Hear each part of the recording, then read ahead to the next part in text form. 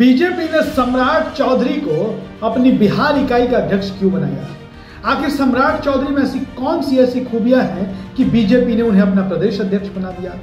बताया जा रहा है कि सम्राट चौधरी हाल के दिनों में केंद्रीय गृह मंत्री अमित शाह के काफी करीबी हो चुके हैं और अमित शाह को भाजपा की राजनीति का चाणक्य तो माना ही जाता है। दरअसल बीजेपी की यह कोशिश है कि बिहार में वो किसी भी तरीके से कुशवाहा वोटरों को साध ले। अब तक कुशवाहा वोटरों पर नीतीश कुमार और जनता दल यूनाइटेड की पकड़ बताई जाती थी। नीतीश कुमार को लव कुश समीकरण वाला नेता बताया जाता था। नीतीश कुमार का आधार वोट बैंक लव कुश समीकरण को ही बताया जाता था। बीजेपी ने नीतीश कुमार के इस लव कुश वाले वोट बैंक को मटियामेट करने की पूरी तरीके से ठान ली है। सम्राट चौधरी की ही कुशवाहा बिरादरी से आने वाले नेता उपेंद्र कुशवाहा को पहले बीजेपी ने साध लिया है।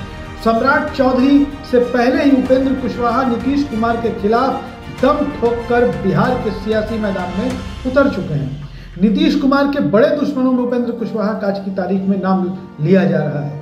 इधर उपेंद्र कुशवाहा मैदान में, उधर सम्राट चौधरी मैदान में। और नीतीश कुमार की अपनी बिरादरी यानी कि कुर्मी समाज के नेता आरसीपी सिंह भी उपेंद्र कुशवाहा से पहले कथित तौर पर बीजेपी की शह पर नीतीश कुमार की पॉलिटिक्स को खत्म करने के लिए सक्रिय है।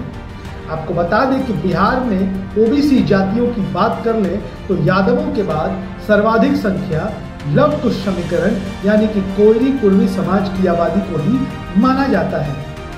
एक आंकड़े के मुताबिक दोनों समाज की आबादी लगभग 12% के आसपास है और इन्हीं दो जातियों के भरोसे, इन्हीं दो जातियों के आश्रय और इन्हीं दो जातियों के सहारे यानी कि कोयरी कुर्मी के सहारे 1994 में नीतीश कुमार ने लव कुश समीकरण बनाया और समता पार्टी का गठन किया। उसके बाद से ही नीतीश कुमार का राजनीतिक उत्थान शुरू हो गया था और वर्ष 2005 तक वो बिहार के मुख्यमंत्री की कुर्सी तक पहुंचने में भी कामयाब हो गए थे। सम्राट चौधरी को बिहार अध्यक्ष का दायित्व सौंपकर बीजेपी ने नीतीश कुमार को परेशान करने के लिए सबसे बड़ा दांव चल दिया है।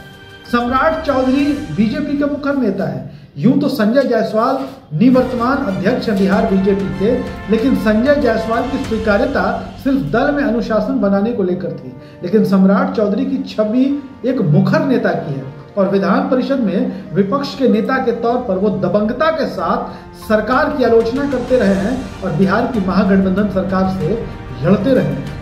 लेकिन सम्राट चौधरी हाल के दिनों में भारतीय जनता पार्टी में बहुत तेजी से आ गया है। सम्राट चौधरी की स्वीकार्यता उनके अपने समाज यानी कि कुशवाहा समाज में भी है। इसके अलावा सम्राट चौधरी को अध्यक्ष बनाने से बिहार की पिछड़ी जातियों में भी बहुत अच्छा संदेश जाएगा। जेडीयू को परेशान करने के साथ साथ ही यह आरजेडी को भी परेशान करने का एक बड़ा टूल साबित हो सकता है। यहाँ तक कि बीजेपी ने सम्राट चौधरी के बहाने अपनी छवि को बिहार में पिछड़ा परस्त घोषित भी किया है।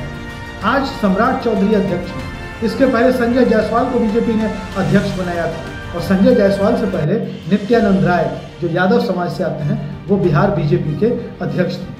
अब बीजेपी ने लव कुश समीकरण को ध्वस्त करने के साथ साथ ओबीसी वोटरों को साधने की दिशा में सम्राट चौधरी के फैसले के बहाने एक सुनियोजित तरीके से यह कदम उठाया है। बीजेपी में सम्राट चौधरी के आगे आने का अंदाज तभी से लगने लगा था जब उन्हें विधान परिषद में विपक्ष का नेता तब बना दिया गया जब विपरीत परिस्थितियों में बीजेपी अचानक सत्ता से विपक्ष में आ गई। इतना ही नहीं, राजनीतिक पंडितों का कहना है कि पिछले दिनों जब केंद्रीय गृह मंत्री अमित शाह बिहार के दौरे पर आए थे तो सुशील मोदी, गिरिराज सिंह जैसे नेताओं से आगे सम्राट चौधरी नजर आ रहे थे। दीप प्रज्वलन के लिए सम्राट चौधरी ही अमित शाह के सबसे करीब थे। उस दिन से ही अंदाजा लगा लिया गया था कि सम्राट चौधरी आने वाले समय में बिहार में बीजेपी की कमान संभाल सकते हैं और बीजेपी में सम्राट चौधरी का कद बढ़ने वाला है।